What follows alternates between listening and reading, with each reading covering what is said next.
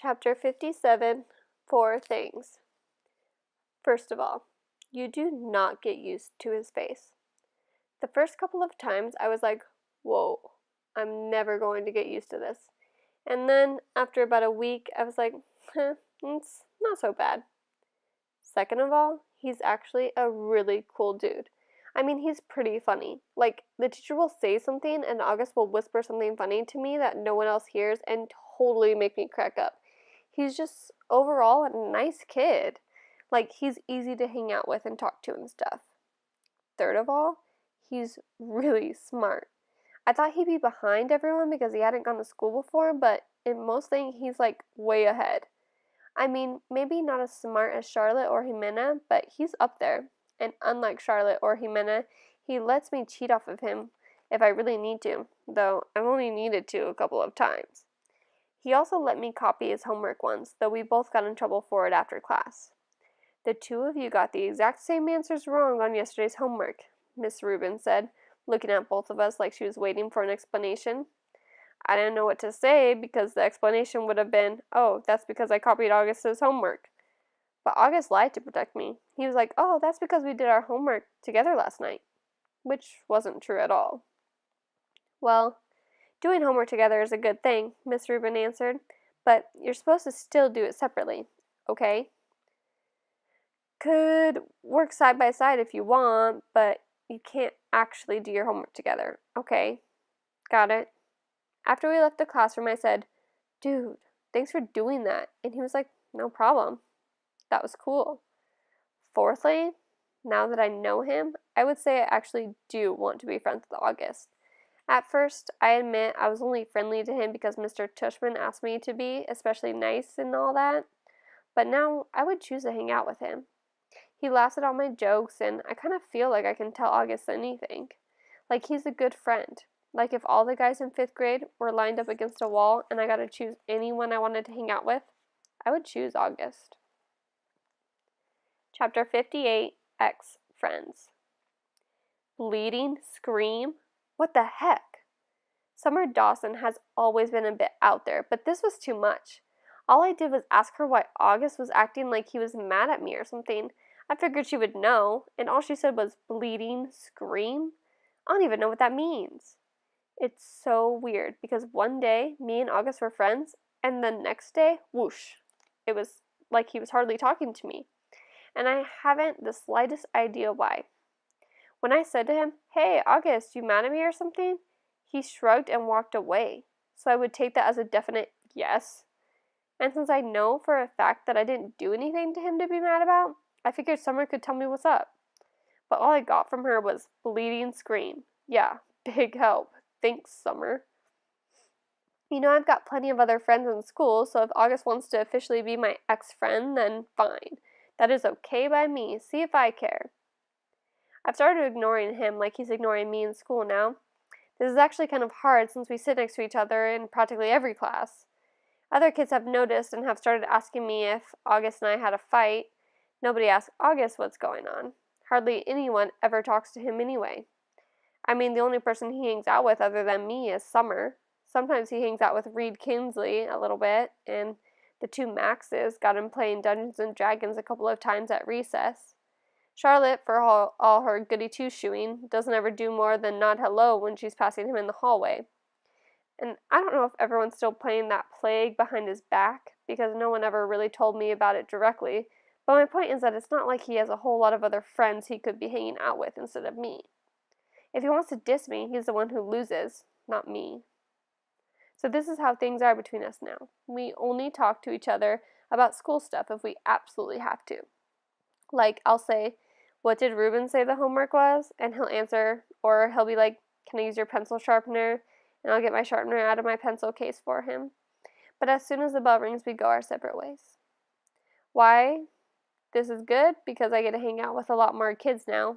Before, when I was hanging out with August all the time, kids were hanging out with me because they'd have to hang out with him, or they would keep things from me, like the whole thing about the plague. I think I was the only one who wasn't in on it, except for Summer, and maybe the D&D crowd. And the truth is, though nobody's that obvious about it, nobody wants to hang out with him either. Everyone's way too hung up on being in the popular group, and he's just as far away from the popular group as you can get. But now, I can hang out with anyone I want. If I wanted to be in the popular group, I could totally be in the popular group. Why this is bad is because, well, A, I don't actually enjoy hanging out with the popular group that much, and B, I actually liked hanging out with August. So, this is kind of messed up, and it's all August's fault. Chapter 59, Snow. The first snow of winter hit right before Thanksgiving break. School was closed, so we got an extra day of vacation. I was glad about that because I was so bummed about this whole August thing, and I just wanted some time to chill without having to see him every day. Also, waking up to a snow day is just about my favorite thing in the world. I love that feeling when you first open your eyes in the morning and you don't even know why everything seems different than usual. Then it hits you. Everything is quiet. No cars honking, no buses going down the street. Then you run over to the window, and outside everything is covered in white. The sidewalks, the trees, the cars on the street, your window panes. And when that happens on a school day, you find out your school is closed. Well, I don't care how old I get. I'm always going to think that that's the best feeling in the world. And I'm never going to be one of those grown-ups that use an umbrella when it's snowing, ever. Dad's school was closed too, so he took me and Jamie sledding down Skeleton Hill in the park. They say a little kid broke his neck while sledding down that hill a few years ago, but I don't know if this is actually true or just one of those legends. On our way home, I spotted this banged up wooden sled kind of propped up against the old Indian rock monument. Dad said to leave it. It was just garbage, but something told me it would make the greatest sled ever. So Dad let me drag it home, and I spent the rest of the day fixing it up. I superglued the broken slats together and wrapped some heavy-duty white duct tape around them for extra strength. Then I spray painted the whole thing white with the paint I had gotten from the alabaster sphinx I was making for the Egyptian Museum. When it was all dry, I painted lightning in gold letters on the middle piece of the wood, and I made a little lightning bolt symbol above the letters. It looked pretty professional, I have to say. Dad was like, "Wow, Jackie, you were right about the sled." The next day we went back to Skeleton Hill with Lightning. It was the fastest thing I've ever ridden. So much faster than the plastic sleds we've been using. And because it had gotten warmer outside, the snow had become crunchier and wetter. Good packing snow. Me and Jamie took turns on Lightning all afternoon. We were in the park until our fingers were frozen and our lips had turned a little blue. Dad practically had to drag us home. By the end of the weekend, the snow had started turning gray and yellow, and then the rainstorm turned most of the snow to slush. When we got back to school on Monday, there was no snow left. It was rainy and yucky the first day back from vacation. A slushy day. That's how I was feeling inside, too. I nodded hey to August for the first time when I saw him. We were in front of the lockers. He nodded hey back. I wanted to tell him about Lightning, but I didn't. Chapter 60, Fortune Favors the Bold. Mr. Brown's December precept was, "Fortune favors the bold." We were all supposed to write a paragraph about some time in our lives when we did something very brave and how, because of it, something good happened to us. I thought about this a lot, to be truthful. I have to say that I think the bravest thing I ever did was become friends with August. But I couldn't write about that, of course. I was afraid we'd have to read these out loud, or Mr. Brown would put them up on the bulletin board like he does sometimes. So instead, I wrote this lame thing about how I used to be afraid of the ocean when I was little. It was dumb, but I couldn't think of anything else. I wonder what August wrote about. He probably had a lot of things to choose from. Chapter 61, Private School. My parents are not rich. I say this because people sometimes think that everyone who goes to private school is rich, but that isn't true with us. Dad's a teacher and Mom's a social worker, which means they don't have those kinds of jobs where people make gazillions of dollars. We used to have a car, but we sold it when Jamie started kindergarten at Beecher Prep. We don't live in a big townhouse or in one of those doorman buildings along the park. We live on the top floor of a 5-story walk-up we rent from an old lady named Doña Petra, all the way on the other side of Broadway. That's code for a section of North River Heights where people don't want to park their cars. Me and Jamie share a room. I overhear my parents talk about things like, can we do without an air conditioner one more year? Or maybe I can work 2 jobs this summer. So today at recess, I was hanging out with Julian and Henry and Miles. Julian, who everyone knows is rich, was like, I hate that I have to go back to Paris this Christmas. It's so boring. Dude, but it's like Paris, I said, like an idiot. Believe me, it's so boring, he said. My grandmother lives in this house in the middle of nowhere. It's like an hour away from Paris in this teeny, tiny village. I swear to God, nothing happens there. I mean, it's like, oh wow, there's another fly on the wall. Look, there's a new dog sleeping on the sidewalk. Yippee. I laughed. Sometimes Julian could be very funny.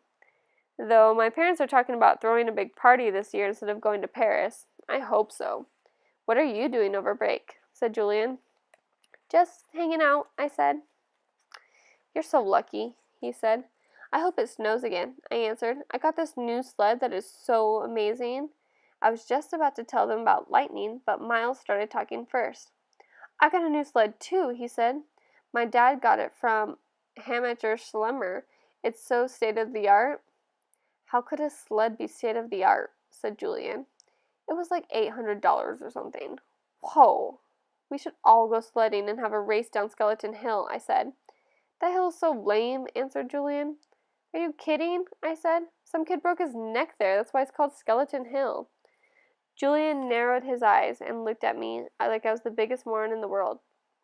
It's called Skeleton Hill because it was an ancient Indian burial ground. Duh, he said. Anyway, it should be called Garbage Hill now. It's so freaking junky.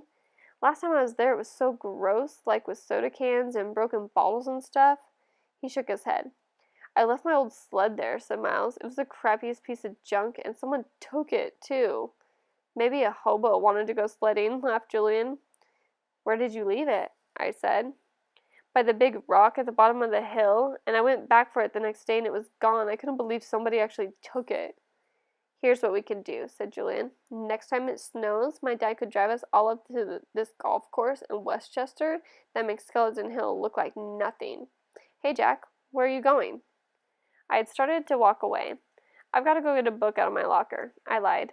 I just wanted to get away from them fast. I didn't want anyone to know that I was the hobo who had taken the sled.